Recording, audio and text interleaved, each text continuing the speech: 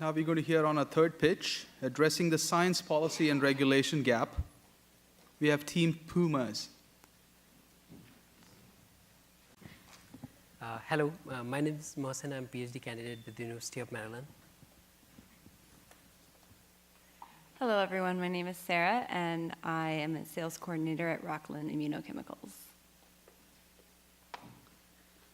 Hello, my name is Richard First, master student in business creation and entrepreneurship, Sahlgrenska Academy, Sweden.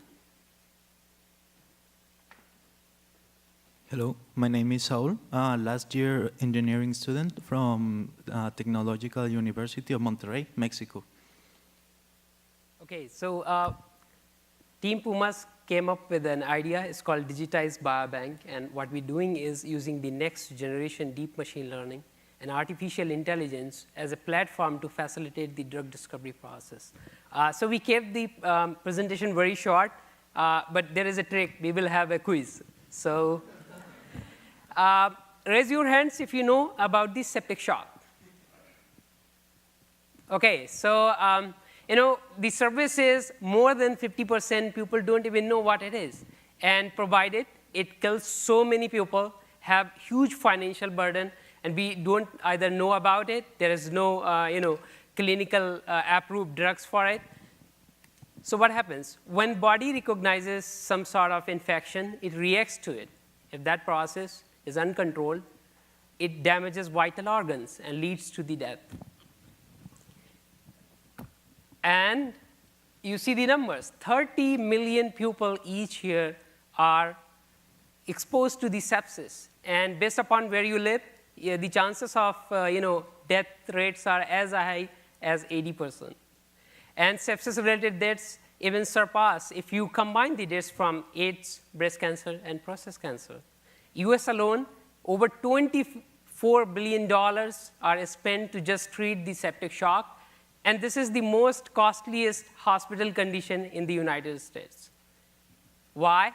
Because over 100 phase 2, 3 clinical trials failed, no FDA-approved drug for the septic shock. On top of that, there is no gold standard test that can either predict or find out if a particular patient will go down the road to the septic shock syndrome. So we propose a digitized biobank approach to solve this problem. Before we go into this, the biggest concern with all the people involved is always the privacy and the data consent. So we bringing in, it's called blockchain technology, is used in the financial sector for quite a bit, and we want to have it in our platform. Secondly, we want to use the artificial intelligence and integrated machine learning process to help dive deeper into the failed clinical trials data and see why all of them are failing, what we could do to better design them, or if we can find some biomarker that can help us understand the disease better, because the past research is still debating that there is a racial as well as gender discrimination when it comes to the septic shock, but it's not proved properly. So we are proposing to repurpose the used, failed, or unsuccessful data. So talking about the consent collection workflow, the conventional method of getting the consent is by either calling them or bringing the patient and participant on site, and they sign a bunch of papers, which sometimes could be tricky if you want to reuse the data for something which you don't have consent for. So that's where this blockchain technology will come into place. These participants or patients will have an access to the online platform, and whenever we have to use that data or they want to see how the data is being used, they will always have an access to it. On top of that, because this blockchain technology is very secure, as we can see in the financial sector, this will ease some of their concerns about the use of data. In the artificial intelligence platform, we want to leverage on the tools which are already established in field, and there are companies which already have used them to better predict the disease model and help with the drug discovery process.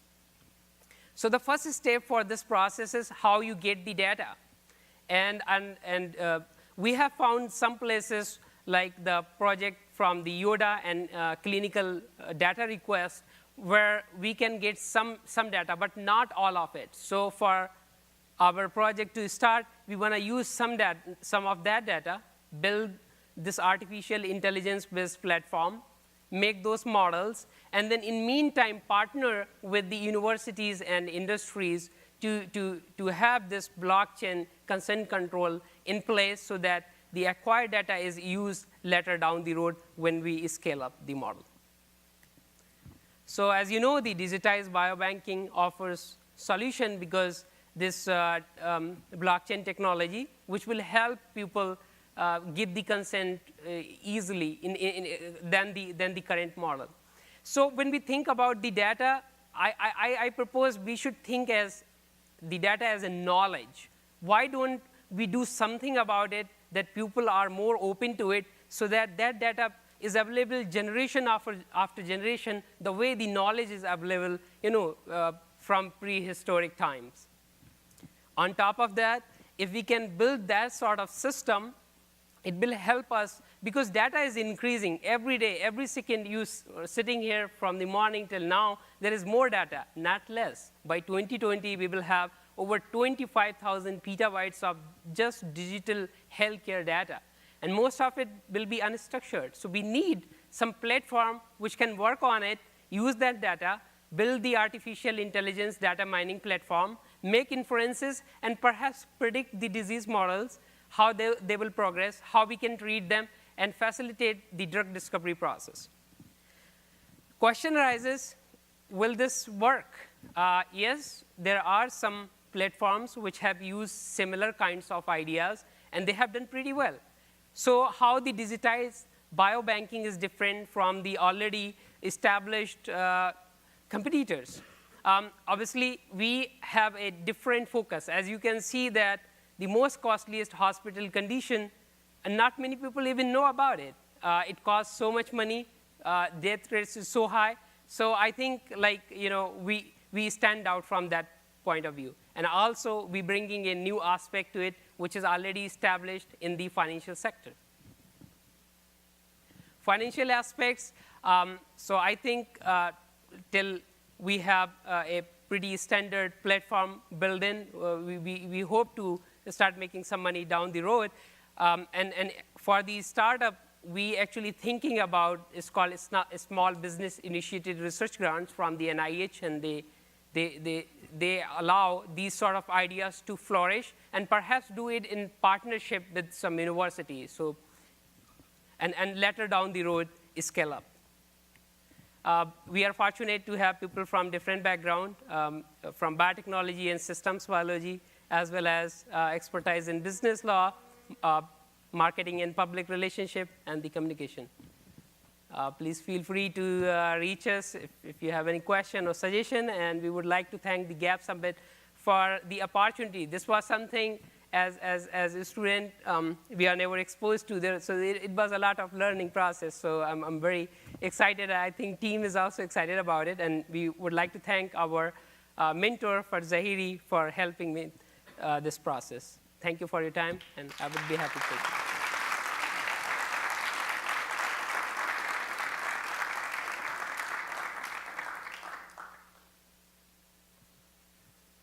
Thank you for that. It looked like you had a fairly rapid path to positive revenues and I think profitability. But I'm curious, can you say more about how fast you can get the necessary permissions in place, and putting a machine learning system in place also sounds like it would take a significant amount of time. Can you say a little bit more about where you're going to get your systems and thinking from? So I think we want to start from a small scale. So the vision of the company would be to have it as a real bank where the data is shared and revenue is shared as well. So let's say the partners who are coming, maybe industrial, academic, into that space, and they share data, they get revenue for it if the data is used, and that credit can be used to access other people's data. And in terms of the consent, yes, for down the road, it will take time, but I think we can at least do the pilot project using some of the data which is available on the Yoda project. provided by the EL University.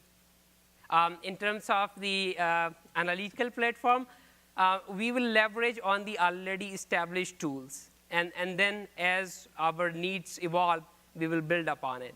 So in this way, in short run, we will have something in place and then scale up as we go.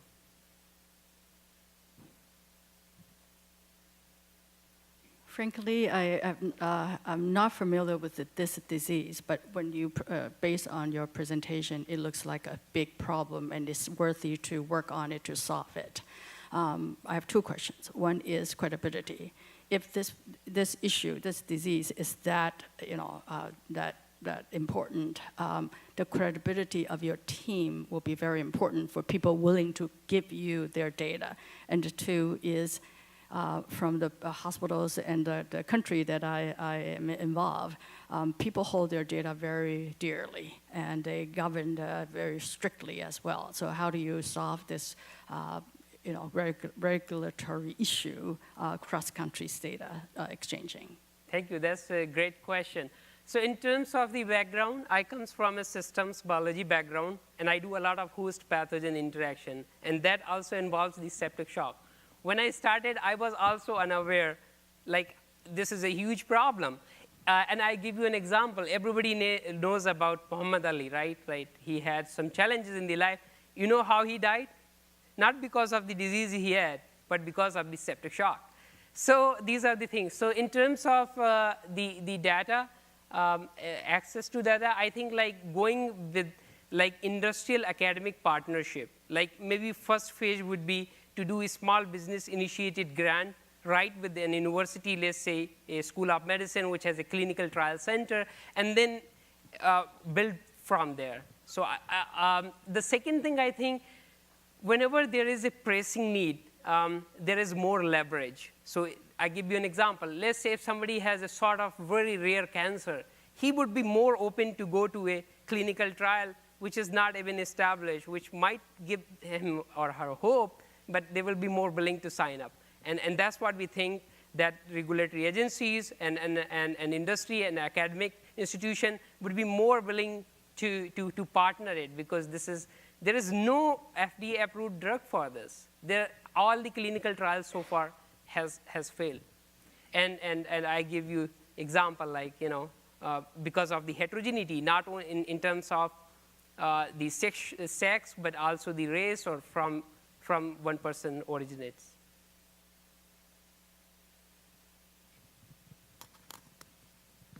Just on the same path of have you discussed data sharing with any organizations at this time?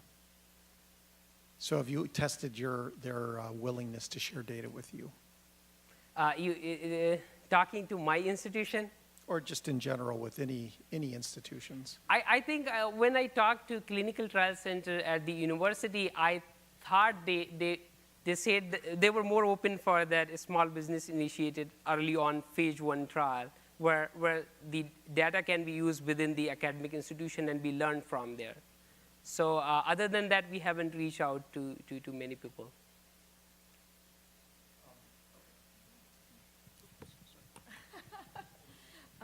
So you might want to look at eDash, by the way. Harvard has a big repository of free data, clinical trial data. Yes, I saw that. Thank you. So what is your technical architecture? For the company? What is your technical architecture for the platform? So the platform will actually involve securely aggregating the data, both structured and unstructured. So as in many clinical trials, there is information which is not properly structured. So obviously, the first step would be to have algorithms which can make sense of it, put it together, tag it by the disease, by the race, gender, from where it originates, kind of clinical trial, what sort of drugs were used, what were the results, and things like those. So once we have that in place, then we go into more data mining and artificial intelligence, but you leverage the already established platforms and divide the data in a way that we train that platform first and then test with the rest of the data. I'm sorry, what? Okay, so I'm a omics person by training. That will be down the road. So I think obviously the vision for long term would be have a centralized system which will serve as a real bank, bringing on all the omics data and things. But for this project, we're thinking more from clinical point of view, because for these septic shock and sepsis-related diseases, the omics and clinical results are not like correlating well. And that's why these clinical trials are failing 100%. Well, no, I mean, it's an interesting point, because I think we all have a sense that if you can have large pools of data that we can interrogate in a systematic way, that's good. And one of the reasons that hasn't happened is for very legitimate reasons around privacy. Sometimes it's institutional competition. I mean, but there are increasing sizes of databases, and I think we learned that the NIH is working on an enormous one now Yes. to do exactly these kinds of things. And it's a good thing. We push on the feasibility because these are things that have been difficult before. Let me also say, with septic shock, I mean, all the stats you say are correct, but it tends to be sort of an end-stage condition, right? There are lots of different paths to end up in septic shock. And so, is a test ever going to predict that before it's too late, so to speak? And so I wonder, in case that didn't work out, do you have any other conditions in mind that you would go after? Thank you for the question. So I will answer the first one first. So for the project, we want to use the data which is already there and understand it, and perhaps like use it as a real-time prediction. So let's say we learned from there, people of these sort of clinical signatures or orientation have more chances of getting it. So we can predict that and put the clinical settings in place which can take care of it, so that perhaps like drugs, antibiotics, or something can be given, because obviously you say it goes from one phase to another. So that's the first question. Sorry, what was again? Are there other conditions you think that you would Yes, you would the go other against? conditions, I think we will be more targeting on infectious diseases. The reason is not many people doing it, and down the road this will be the huge thing, because as the bacteria, viruses, and things are evolving, we have more drug-resistant bugs now, and it can spread from one person to another. So we will branch out in that aspect. So basically, more focus will be on infectious diseases, because as we say that, sorry, I get excited for the infectious disease. It's a very interesting So topic. like cancer, diabetes, there is some time. Yeah, so there is a As buffer someone who time. feels similarly about infectious disease, we always joke that it gets in your blood and never stays out. It's a very easy topic to go on for a while, but I think we do have to stop. Right? All right, thank you so much. Thank you so much.